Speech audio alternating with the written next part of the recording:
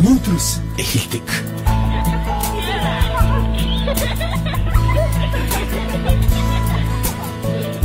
Маргааш өнөөдрөөс эхэлдэг. Залуусын нандин хүсэл мөрөөдөл, үзэл бодол, үйл хэрэг гэрэл ирээдүгээр хамтдаа зочилцгоё. Маргааш өнөөдрөөс эхэлдэг.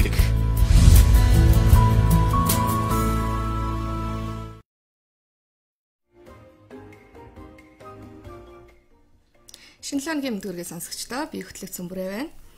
За 7 өдрийн даваа гарагийн яг л энэ цагт маргааш өнөөдрөөс эхэлдэг нэвтрүүлгээрээ сонсогч үзэгч нартай уулздаг. За маргааш өнөөдрөөс эхэлдэг нэвтрүүлгийг та Монголын радио гэсэн манай албан ёсны пэйжээр дүрстэйгээр шууд үзэх боломжтой. Ингээд өнөөдрийн нэвтрүүлгийн зочноор хэн өргөцсөн бол хамтдаа сонирхъя.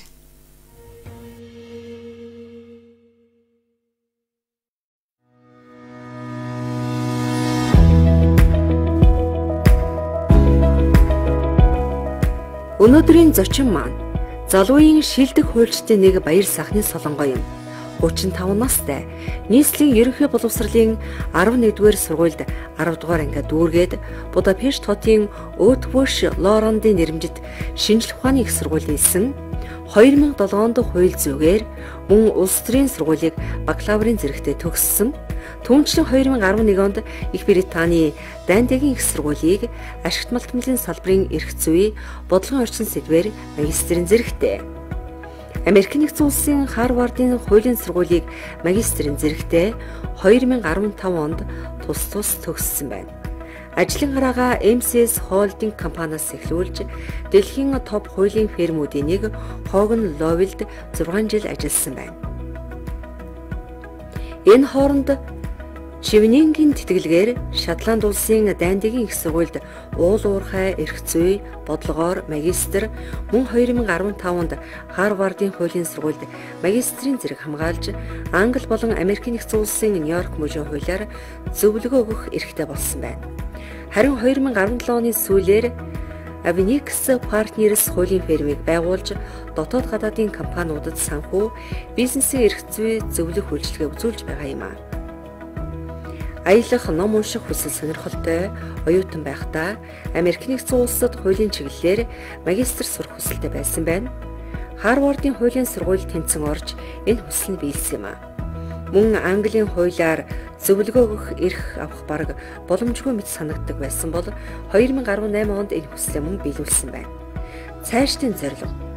Ойрын зорилго гэвэл хуулийн фирмийн үйл ажиллагааг тогтворжуулж сайн ажиллах, хэдийн зорилго гэвэл өөрийнхөө хэмжээнд хууль зүйн салбар амьдарч байгаа нийгмийнхээ хөгжилд багч гэсэн хувь нэмэр оруулахаа гэжээ.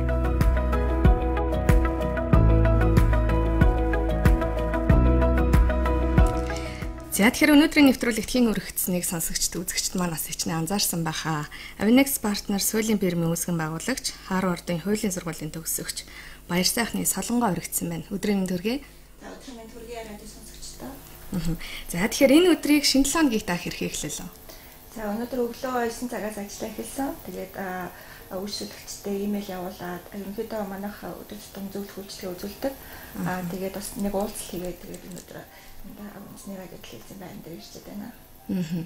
Хуульч болохыг багасаа хүсэж мөрөөддөг байсан уу? Ер нь энэ мэргэжлийг хэрхэн сонгох болсон юм бэ? Яг хоо ерөнхийдөө хуульч болох гэж би одоо микрофондоо жоохон ойр таараарай та. Багасаа бол мөрөөдөж байгаагүй. Ерөнхийдөө бол яг төсөөлөл бол байгаагүй. Ягаад гэвэл би бас 11-р сургууль физик математикийн гүнзгийрсэн сургуультай сургууль сурч байсан. Тэг яг илүү математик суурьтай мэргэжил сонгоно гэж боддог байсан. Тэгээд эдийн засгч болох юм болоо да гэсэн ерөнхий төсөөлөл байсан.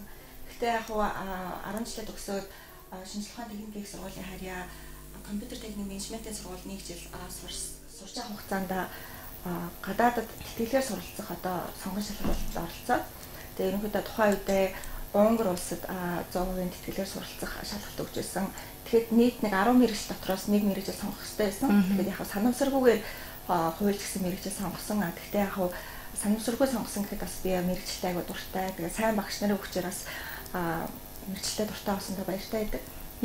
Ер нь бол анхнаасаа бизнесийн чиглэлээр одоо цаашдаа суралцах юм байна гэсэн бодолтой байсан биз дээ. Тэгвэл хуулийн мэргэжлийг эзэмшихээс өмнө хуулийн тухай таны ойлголт юу байсан бэ? Анхны ойлголт. Бас төдийлөн ойлголт байгаагүй л дээ. Мэдээж одоо тухайн үед яг зурагтаар гардаг байсан хуульч нарыг мэддэг. Ялангуяа одоо одоогийн хууль зүйн дотоод иргэн сайд одоо нэмд оржийг одоо ерөнхийдөө хууль гэдэг үнээр аягүй сайн мэддэг байсан. Тэгээ яг тухайн үед одоо нэг улсын хурлын хилцүүлэг аяг сонсдог мэдээж мэдээгээр гардаг байсан. Ер нь бол гэхдээ ойлголт аягүй багтаал байсан л да. Хууль хүмүүст их бол одоо ойлгомжгүй юм шиг санагддаг штэ. Одоо хуулийг энгийншүүлээд энгийнээр одоо манай сонсогчдод тайлбарлаач, тодорхойлооч гэвэл та юу гэх вэ? Тэг яг хууль бол нэг тийм нэг төвхтөө одоо жишээ нь заавал тий одоо олон одоо цуцаа ном уншаад авах шаардлагатай гэж одоо бодлогоогоор ерөнхийдөө бол хуулийг бий бол бидний өнөөдөр амьдарч байгаа нийгэмд одоо бидний өдөр тутмын амьдралыг илүү хялбар ойлгомжтой тодорхой болгоход чиглэсэн ерөнхийдөө нэг тийм хэм хэмжээнүүдийн нэгдэл гэж одоо ойлгодог. Одоо ерөнхийдөө бид нар одоо Монгол улсад одоо Улаанбаатар хотод ингээд өдөр тутам аж төрөхөд те бидний нийгмийн харилцаа ямар байх вэ? Тэрийг л зохицуулдаг, илүү хялбар болгоход чиглэсэн тийм хэм хэмжээнүүд.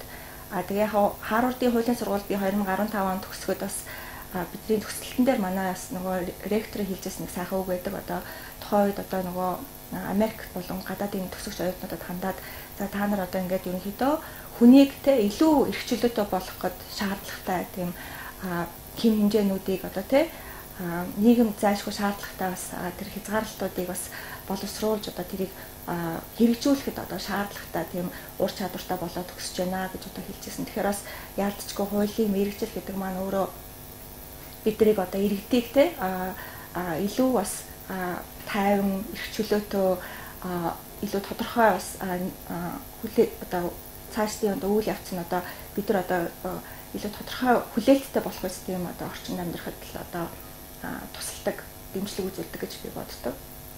Тэгэхээр хүн болгон одоо тодорхой хэмжээний хуулийн мэдлэгтэй байх хэрэгтэй. Хуулийг харин ойлгохгүй хол гэхээс илүүтэйгээр яг амьдрал дээр болж байгаа зүйл дээр жишээ аваад ингээнээр ойлгох хэрэгтэй байна шүү дээ, тийм ээ. Яг хөө тэгээ мэдээж бас хуулийн хэрэгжилтэнд одоо иргэн бидний үүрэг бол маш чухал. Одоо иргэд бид нар бас өөрсдийнхөө эрхийг аягүй сайн мэдж явах хэрэгтэй, үүргээ сайн мэдж явах хэрэгтэй. Тэгээ хууль заасны одоо хууль зэшгэлгээс одоо тухайн бол одоо жолооны одоо замын хөдөлгөөний дүрм гэдэг ч бас тэгэл бас биднийг одоо замын хөдөлгөөнд оролцоход илүү ойлгомжтой, илүү тодорхой болгоход чиглэсэн одоо дүрм журмууд те. Тэрийг бас яг мөрдөөд өдөр тутам ингээд яг замын хөдөлгөөний дүрмээ баримтлаад одоо замын хөдөлгөөнд оролцох юм бол одоо тэр тухайн замын хөдөлгөөнд оролцож байгаа жолооч бүрийн хувьд одоо ерөнхийдөө илүү ойлгомжтой урьж харж болохгүй ч одоо нөхцөл байдал бүрдээ тэр утгаараа бас альва эрсдэлтэй одоо юунууд одоо байхгүй болох одоо боломжтой ч юм уу те. Тэгэхээр ерөнхийдөө бас иргэд маань өөрсдөө яг юугаа холбогдох одоо хууль тогтоомж заасан одоо хэм хэмжээг дагаж мөрдөх нь бас аягүй өндөр ач холбогдолтой. Монголд хууль хэрэгжихгүй байна. За хуулийн цоорхоо гараад байна гэдээ яриад. Битүүрийн нэвтрүүлэг ажил хэргийн нэвтрүүлэг биш л те. Гэхдээ та энэ салбарт ажиллаж байгаа хүнийхээ хувьд одоо юунд нь илүү санаа зовдөг вэ? Эсвэргээрээ авууштай зүйл нь юу вэ юм бэ?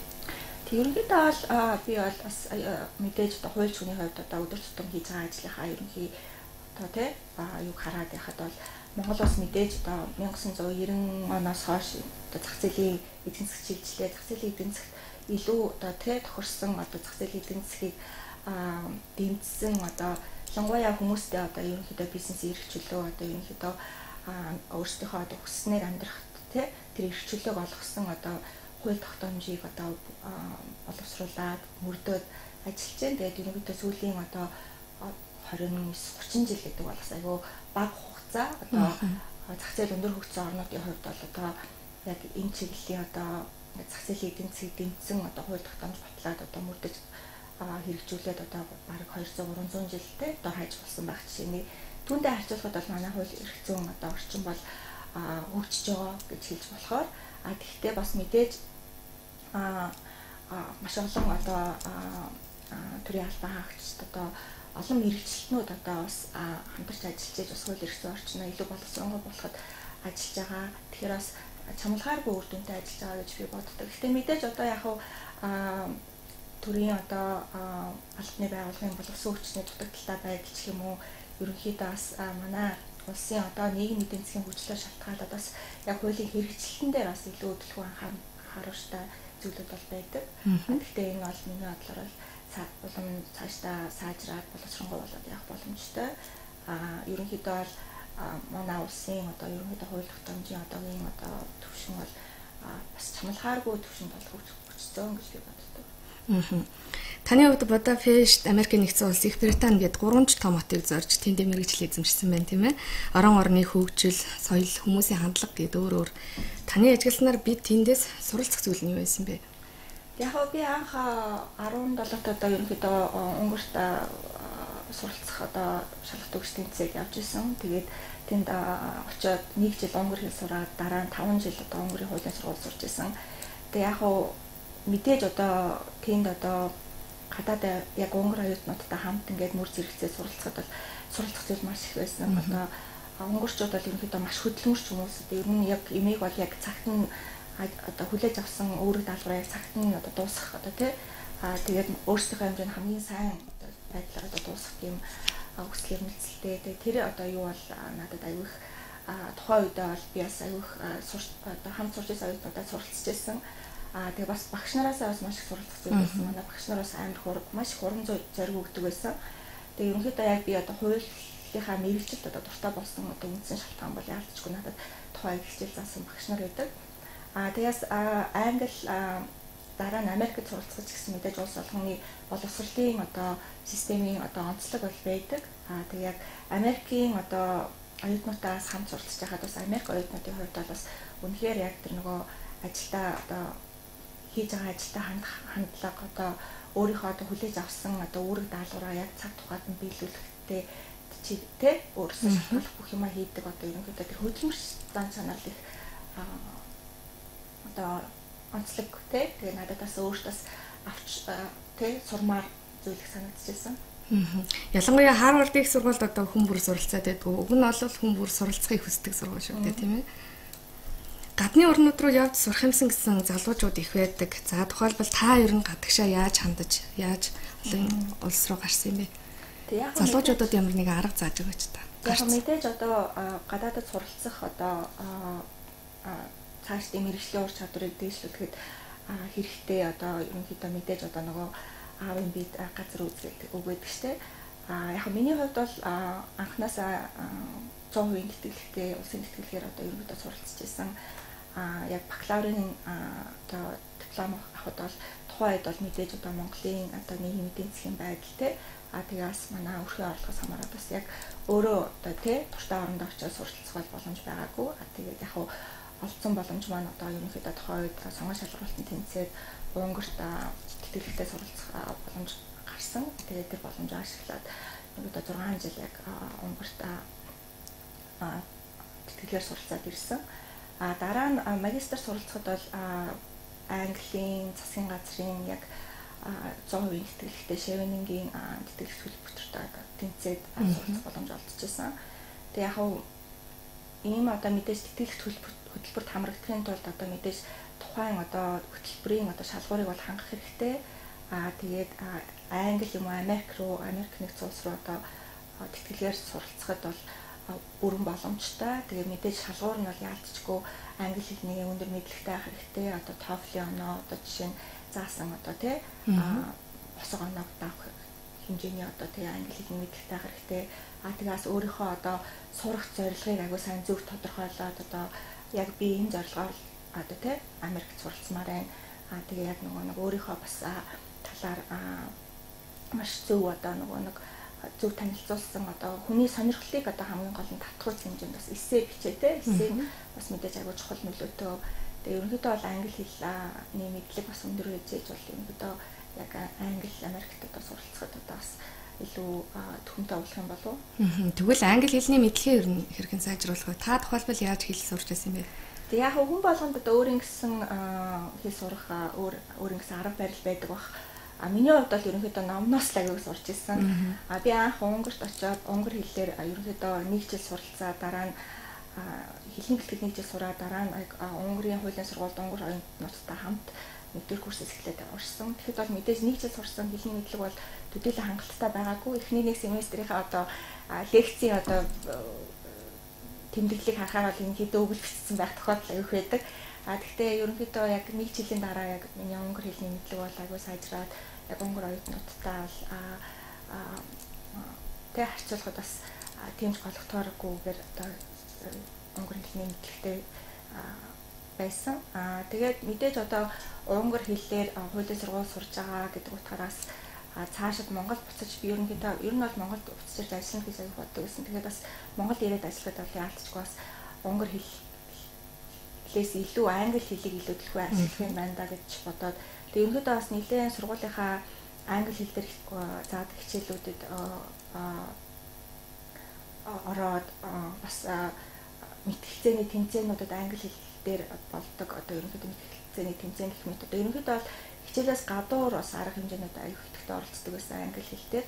Тэгээ яхаа үндсэн бас миний тухайд зорьсон зорилго маань ялцчихгүй англи хэлнийхаа мэдлэгийг сайжруулах ялангуяа өөрийнхөө нөгөө нэг сурч байгаа хуулийн одоо салбарт тий илүү их одоо мэргэжлийн тий англи хэлтэй болох зорилготой байсан. Тэгээ ер нь бол аюул их англи хэл дээр ном уншдаг байсан мэргэжлийнхаа чиглэлээр. Тэгээ ер нь бол яхаа би одоо ч гэсэн яхаа хүмүүс надад асуух зөвлөдгийг хүн бас яг өөрийнхөө мэргэжил дээр яг өөрийнхөө одоо сурсан одоо мэдлэгтэрээ тулгуурлаад бас англи хэл дээр ном унших юм бол бас илүү хэл сурахад ялангуяа хэлний логикийг ойлгоход бас илүү төхөн байдаг юм болов. Тэгээ мэдээж бас кино үзэх ч юм уу те ялангуяа англи хэл дээр одоо нэвтрүүлэг радио нэвтрүүлэг сонсох кино үзэх бас ярианы хэл сайжрахад нөлөөлдөг байна тийм. Таны эрхэлж байгаа ажил энэ салбар өөрт тань нь яаж нөлөөлдөг юм бэ? Магадгүй зан чанарын хувьд, үзэл бодлын хувьд. Тий. Яг хуу хуульч мэрэгчлээ болоод яг миний хувьд одоо зан чанарын хувьд одоо өөрчлөгдсөн юм гэх юм бол манай зарим найзууд хэлдэг айгу нуршуу ярих дуртай болчдөг. Одоо айгу тайлбар тавих гэдэг. Одоо хуульч хүний хувьд бол ямар ч юм яг тухайн нөхцөл байдлаас айгу хамаарна гэж одоо аюу хэлдэг. Одоо аль ч юмн дээр одоо жишээ нь хар цагаан одоо ер нь бол амьдарч хар цагаан байхгүй шүү дээ. Одоо жишээ нь тэгэхээр ерөнхийдөө одоо хууль ямар нэг хууль зүйн асуудал гарахад ч юм уу одоо жишээ нь ямар нэг тайлбар тавихад бол ерөнхийдөө тухайн нөхцөл байдлаас хамаарч гэдэг юм уу одоо ерөнхийдөө баримтчдгийг шалгаж үзье гэж одоо хэлэх тохиолдол аюух байдаг. Тэрнээс ч одоо тийм үгүй гэдэг те шууд одоо тэгээд хариулж байгаа тохиолдол одоо бараг л байхгүй те. Тэгэхээр бас ерөнхийдөө тэр одоо тэр мэргэжлийнхаа одоо тэр онцлогтой бас уялдаад би одоо ерөнхийдөө юм тайлбарлахдаа аюу тийм нуршуу тайлбарлах дуртай болсон юм шиг байгаа. Ингээд ерөнхийдөө тэрнээс одоо тийм хүчин зүйлээ шалтгаална, тэрнээс шалтгаална. Тэгээд одоо ийм одоо хүчин зүйлээ шалтгаалаад одоо ерөнхийдөө дүгнэхэд иймэрхүү байх гэх юм те. Тэгэхээр бас тэр нь одоо ерөнхийдөө өдөр тутам бол бас жоохон нэг тийм нуршуу яриад байгаа юм шиг бас нэг тийм нэг хариулт хэлэхээс одоо зайлс хийгээд байгаа юм шиг одоо тийм сэтгэл хүмүүс төрүүлдэг гэж магадгүй. Хуульч мэргэжлийн онцлог байна тийм. За баярлалаа. Хоёулаа нэвтрүүлгээ төр завсарлаад иргэд студидтэй олзъя. Үн цэнтэй өнгөрүүлсэн цаг хугацаа. Гайхалтай сайхан амжилт. Сэтгэл хангалуун амьдралыг бэлгэлдэг. Маргааш өнөөдрөөс эхэлдэг радио ток шоу.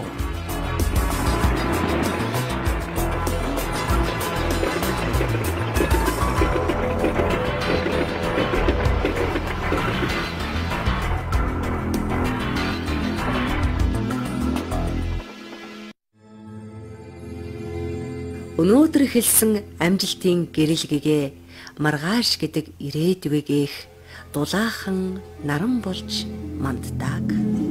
Маргааш өнөөдрөөс эхэлдэг радио ток шоу.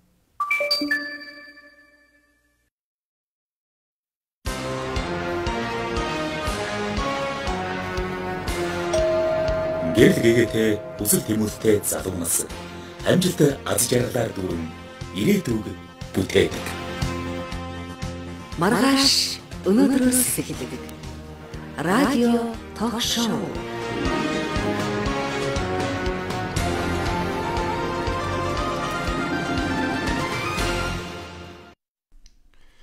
За сонсогчдоо маргааш өнөөдрөөс эхлэх нэвтрүүлэг та бүхэнд үргэлжлэн хүрж байна.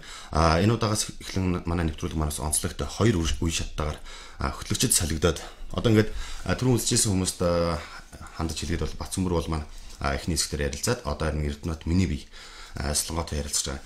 Тэгэхээр битэрт бол цаг бага миний одоо бэлдсэн асуултууд нэлээд байна л да. Тэгэхээр хоёлаа маш товчхон хариулаад асуугаад ингэ явчих төхөө. Эхний нэг ийм асуулт байна л да. Ер нь хууч гэхлээр хүмүүст ер нь их сүрдмээр сонсогддог штэ. Яг амьдрал дээр хууч нар гэж ер нь ямар хүмүүс байт юм лөө? Яг аюу сууж ажилласан л хүмүүс байдаг.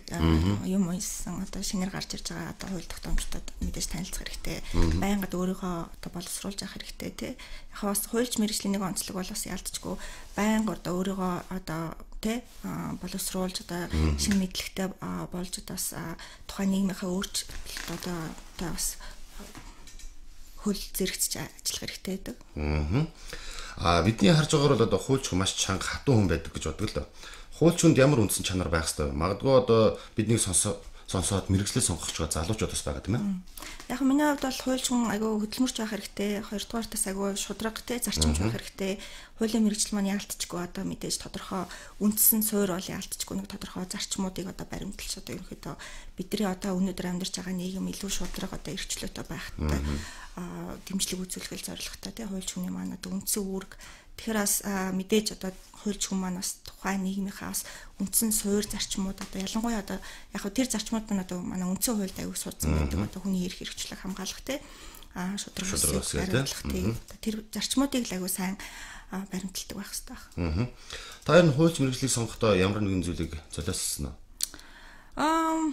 Золиослсон гэхээсээ илүү би бас илүү их одоо өөртөө юм шингээж авсан л байх гэж боддгийн. Тэг мэдээж одоо мэрэгжил болгон дээр одоо хүн өөрөөсөө цаг гаргаж одоо мэрэгжилтэй сайн болох та тий шаардлагатай байх. Мэдээж тэр бол хүн болгоноос одоо гарах шаардлагатай юу байх. Тэгвэл ер нь таны мэрэгжил гэр бүлтэйгээ харьцах гэдэг ч юм уу ямар нэгэн байдлаар одоо нөлөөлдөг үү? Нэх нөлөөлөд ахын байхгүй та яг айгу завуул гэсэн шүүмжлэл сонсдгийг. Одоо шинэ манай эмээ хоёрын хувьд одоо жишээ нь яас их ажилтг юм бэ? Тэ? Ирж уулзахгүй байна ч гэдэг юм уу тийм одоо шүүмжлэл байна. Та хоёр нь хэр зэрэг нээлттэй хүн бэ? Яг одоо хуульч хүний хувьд бас хаалттай байгаад айгу хэцүү. Мэдээж одоо би хүмүүст үйлчлэгтэй зөвлөгөө өгдөг. Одоо миний өдөр тутмын ажил бол ялцчихгүй зөвлөх үйлчлэгөө үзүүлдэг. Бичгээр болон амаар зөвлөдөг. Тэгэхээр бас үйлчлэгчтэйгээ илэн далангүй ярилцах хэрэгтэй байдаг. Тэр утгаараа бас тийм одоо хаалттай байгаад ээж болохгүй тийм. Та ер нь стрессээ тэгвэл яаж тайлдаг вэ? Стрессээ аль болох дасгал хийж одоо тийм ерөнхийдөө спортоор хичээлэх одоо ирмэлцэлтэй тэгээс хоол хийж бас аюух стрессээ тайлдаг болоод байгаа. Ер нь сүүлийн үед шинээр гэдэг ч юм өөрийнхөө одоо зохиосон шинэ жор юу вэ? Хоолны. Яг сүүл би нэг илүү тийм дунд Азийн тийм хоолны жорнуудыг одоо дуртай болоод байгаа. Тэгээ ер нь бол илүү бас Монголд одоо бас зарим нэг одоо бас ордог найрлагт нь орц найрлан байхгүй бас зарим нэг одоо хоолуудыг бас туршиж үзмээр санагдаад байдаг болсон. Та Монголын бадминтоны холбооны тэргүүнээр ажилладаг тий? Удирдах зүйл тий. Өөрөө энэ спортоор хичээлдэг үү? Би оюутан байхдаа тоглодог байсан. Яг Шотландд оюутан байхдаа ерөнхийдөө хамт сурч исэн гадаад оюутнуудаас ерөнхийдөө бадминтоныг хамт тоглож ер нь их гоё спорт юм байна гэж тухайд тийм бодож байсан. Тэгээ яг бадминтон Монголд бол яг төдийлөн бас яг хөгжөөг байна. Одоо ялангуяа бусад Азийн орнуудтай харьцуулахад одоо ялангуяа Хятад зүүнүүд Азийн орнуудад бол бадминтоны спорт бол маш өндөр хөгжсөн. Одоо Хятадын хувьд бол манай урд хөршөө хувьд тий. Урд хөршөө хувьд бол одоо зэрэг бадминтон бол ерөнхийдөө яг хүмүүсийн үздэг номер 1 спорт гэж хэлдэг юм бэлээ. Манай одоо бас бадминтоны холбооны үндсэн зорилго бол ерөнхийдөө Монголд нийт одоо 10,000 бүртгэлтэй тамирчинтай болох ялангуяа бадминтоныг одоо нийтийн биеийн тамирч чиглэлээр бас хүмүүст таниулах тийм үндсэн зорилготой. Бас бадминтоны нэг онцлог нь өвөл заалан тоглох бол бүрэн боломжтой. За өвөл зүүнийг харгалзахгүй тийм. Өвөл зүүн харгалзахгүй. Тэгэхээр бас манай орны нөхцөлд бас цаашд хөгжүүлэхэд бас маш тохиромжтой спорт. Ялангуяа бас суугаа ажилтаа хүмүүст бол бадминтоны спорт айгүй хэрэгтэй одоо нүдний хараа сайжруулдаг одоо биеийн чилээ гаргадаг ч юм уу те. Тэгээс хүүхэд багчууд тоглоход ч гэсэн бас бүрэн боломжтой. Гэр бүлээрээ тоглоход маш тохиромжтой спорт. Товчхон асуулт байна л да. Та ямар нэгэн спортын клуб ч юм дэмждэг вэ? Одоо юу гэдэг хөлбөмбөгийн сагсан бөмбөг юм уу? Яг оюутан байхдаа илүү одоо нөгөө нэг цагтаа байхдаа их үзэж сонирхдаг байсан. Одоо жишээ нь снукерийн одоо тоглолтуудыг үздэг байсан. Хөлбөмбөг одоо мэдээж одоо нөгөө дэлхийн авраг одоо Европын аврагын тэмцээнүүдийг бол үздэг. Тэгээ сүүлийн үед бол яг төдийлөн бас үзээд авах цаг үйл болчиход байна. Ер нь таны хамгийн том дутагдал та юу дутагдал нь юу вэ? За дутагдал гэх юм бол одоо мэдээж одоо тодорхой хэмжээгээр бас хүн болгонд одоо дутагдал байгаа. Одоо миний хувьд бол яг одоо яг дутагдал гэх юм бол бас яг Монголд одоо өдөр тутам амьдрахад бас яг гардаг нэг асуудал бол ялтчгүй цаг баримтлахад тий. Одоо замын төвчрөл ч юм уу бусад шалтгаанаас шалтгаалаад ерөнхийдөө бас яг цагтаал уралдаж л амьдраад байна л да. Тэгэхээр бас яг цагаа зөв зохицуулах одоо цагийн менежмент их чухал юм байна л гэж ерөнхийдөө сүүлийн үед боддог болоод байгаа. Ер нь таны хамгийн том айдас юу вэ? Айдас гэхээр одоо хүмүүст янз янз байдаг. Жишээ нь дэлхийн техник бүр алиалагчаас айх айдас хүртэл байдаг. За би яг тэр утгаар найруулах юм бол жоохон бахта хулганаас аяг байдаг гэсэн. Амьдралын айдас тэгвэл. Амьдралын айдас гэвэл яг би бол ерөнхийдөө өдөр тутам бидний амьдрал одоо яг амьдарч байгаа нийгэм манаас айгу тийм тий тайван бидний хувьдас айгу тий эрх чөлөөтэй тийм байгаасаа гэж боддог. Тэгээ ерөнхийдөө яг мэрэгжлийн хувьд бас бодоход бол бидний бас өдөр тутмын амьдралд бол яалтчгүй мэдээж илүү ойлгомжтой тодорхой нийгэмд амьдрах тий илүү бас эрх чөлөөтэй тий цаашаа бас бидний нэг өдөр тутмын амьдрал маань улам сайжрах одоо чиглэлээр байх хэрэгтэй ах. Тэгээд тийм биш болох бол одоо надад их хэцүү санагдах байх та. Одоо амьдарч байгаа нийгэм маань одоо миний хүсэж байгаагаар биш ч юм уу тий. Одоо бидний одоо нөгөө дагаж мөрдөхстэй үндсэн хууль заасан одоо үзэл баримтлалаас одоо өөр болоод ирэх юм бол бас жоохон яг одоо хуульч мэргэжилтэй хүний хувьд бол бас сэтгэл зовох асуудал бол тэр байна. Магадгүй одоо амжилтанд хүрч чадахгүй байгаа мөртлөө маш их хүсэл тэмүүлэлтэй хийж битэж байгаа залуус байдаг шүү дээ. Гэвч амжилтанд хүрч чаддгүй. Таны бодлоор одоо тэдгээр залуус яг юун дээр анхаарах шаардлагатай юм бэ? Яг би одоо мэдээж одоо хүмүүст одоо тийг ингэж зөвлөөд одоо тий одоо яхад бас хэцүү баг. Гэхдээ ерөнхийдөө бол би бол хүн залуу байх тусмаа илүү их өөрийнхөө боломжийг нэмэгдүүлэх чиглэлээр ажиллах хэрэгтэй гэж боддгийг. Мэдээж одоо жишээ нь эзэмшсэн мэрэгчлээ эзэн болоод ур чадвараа олон сайжруулах мэдээж энэ боломжийг нэмэгдүүлнэ. Гэхдээ нөгөө талаасаа бас заавалчгүй бас нэг одоо тий зүйлийг одоо даахгүйгээр бас илүү өөр боломж юу вэ гэдгийг бас харж амьдрал зүгээр ах. Тэгээ мэдээж одоо бидний одоо амьдарч байгаа нийгэм маань мэдээж бидний бас бидэнд байгаа боломжийг бол аюу хязгаарлах боломжтой тий. Тэгэхээр бас тэр хязгаарыг одоо яаж одоо давж гарах уу одоо өөртөө байгаа боломжийг яаж нэмэгдүүлэх үү гэдэг дээр бол бас хувь хүнээсээ хийх юм аюу их байдаг баг. Та өөрийнхөө ер нь үтнасыг юу гэж төсөлдөг вэ? За магадгүй 70 настай солонгоо хаана яаж амьдарч байгаа вэ? Одоо Монголд л байх бах та. Би ер нь бол тэгэл яг гадаадад одоо сургууль сурсан ч гэсэн ер нь бол байнга одоо Монголд буцаж ирдэг. Ер нь бол тэгэл яг их орондоо яг Монголд ажиллаж амьдрахад бол яг дутагдсан зүйлгүй юм шиг санагддаг тий. Тэгэхээр бол ерөнхийдөө Монголд л байх бах. Тэгээ яг тухайн үед бол тэтгэвртэй гарцсан байх бах тий. Тэгээд бас илүү одоо эрүүл сайхан нийгэмд амьдарч явах болов гэж одоо мөрөөдөж байна. Хүн болго янз янзаар л ярьдаг л да. Гэхдээ ер нь та мэдээж хүн хорвоод нь хоёр үнэн байдаг. Төрх нь үнэн явах нь үнэн гэж. Магадгүй өгөхдөө солонгоо ер нь юу үлдээ гэж боддог вэ? Яг мэдээж одоо байгаа амьдралдаа бол би одоо хүнд хэрэгтэй юм хийчих юмсан гэж аяг боддог. Өдөр тутмын одоо ажил дээр бол үйлчлүүлэгчтэй зөвлөгөө өгөхдөө бол бис аль болох хэрэгтэй тухайн бизнест нь одоос дэмжлэг болохоор одоо зөвлөгөө өгөх хичээдэг. Тэгээс хуулийн фирм одоо үүсгэн байгууллагад ажиллаж байгаа одоо ажилтнуудтай бас аль болох их юм сургаж одоо тий заахыг одоо ирмэлцдэг аль болох цаг гаргахыг хичээж байгаа. Тэгээ ер нь бол мэдээж одоо өөрийнхөө хэмжээнд л бас аль болох эерэг тий өөрчлөлтөө тийм төлөөл ажиллахыг хичээдэг тий. За ерөнхийдөө бас нэвтрүүлгийн маань цаг дуусах төгсчин төгсгөлд нь бас бид нэг дууг зориулдаг юм л та. Сонсогчдоо зориулах дуу бол дуучин чулуун чимгийн зүгээр л инээмсэглэх гэсэн дууг зориулна. Танд бас бидний урилгыг хүлээж авч бидэнд бас цаг заваа зарцуулж сонсогчдоо манаас радио болон Facebook пэйжээр маань уулзсанд баярлалаа. Тэгээ ажлын өндөр амжилт хүсье. За урьж оролцсонд баярлалаа. За баярлалаа.